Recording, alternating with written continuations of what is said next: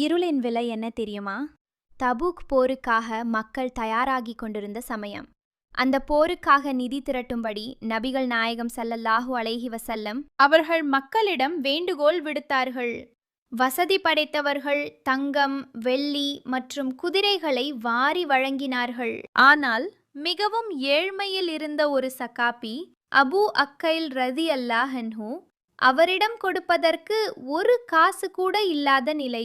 ஆனாலும் நீங்கள் நேசிப்பதிலிருந்து செலவு செய்யாதவரை நன்மை அடைய மாட்டீர்கள் என்ற இறைவசனத்தின்படி தானும் ஏதாவது கொடுக்க வேண்டும் என்ற ஆவலில் அவர் துடித்தார். அவர் அன்றிரவு முழுவதும் ஒரு யூதரின் தோட்டத்தில் கூலி வேலை செய்தார். கிணற்றிலிருந்து தண்ணீர் இறைத்து ஊற்றினார். விடிய விடிய உழைத்த அவருக்கு கூலியாக கிடைத்தது வெறும் 2 மரக்கால், சுமார் 4 கிலோ பேரீச்சம்பழங்கள் மட்டுமே. அவர் அந்த பேரீச்சம்பழங்களை எடுத்துக்கொண்டு தன் வீட்டிற்கு ஓடினார்.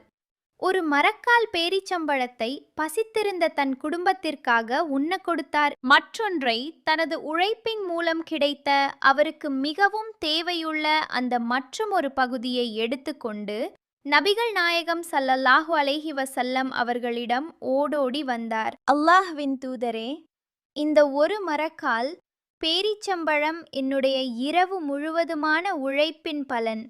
இதை அல்லாஹ்வின் பாதையில் ஏற்றுக்கொள்ளுங்கள். அங்கே இருந்த சிலர், இந்த சிறு தொகையா போருக்கு பயன்பட போகிறது என்று ஏளனமாக பேசினார்கள்.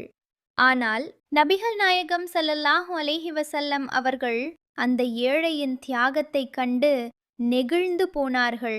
நபிகள் நாயகம் ஸல்லல்லாஹு அலைஹி வஸல்லம் அவர்கள் மற்றவர்கள் கொடுத்த தங்கம் மற்றும் வெள்ளி குவியல்களின் மீது அபூ அக்கைல் ரலியல்லாஹு அன்ஹு கொடுத்த அந்த பேரீச்சம்பழங்களை தூவுமாறு கட்டளையிட்டார்கள்.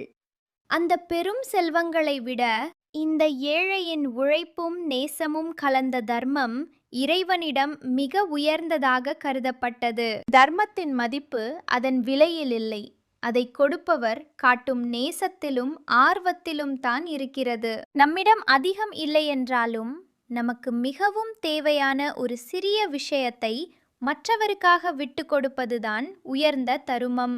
நீங்கள் நேசிக்கும் பொருள்களிலிருந்து தானம் செய்யாதவரை நீங்கள் நன்மை அடைய மாட்டீர்கள். எந்த பொருளை நீங்கள் செலவு செய்தாலும் நிச்சயமாக அல்லாஹ் அதை நன்கறிந்தவனாக இருக்கின்றான். இறைமறை சொல்லும் பாடம், அத்தியாயம் 3, வசனம் 92. இன்ஷா அல்லாஹ் நாமும் நாம் விரும்பக்கூடிய, நம்மிடம் இருக்கக்கூடிய சிறிய பொருட்களை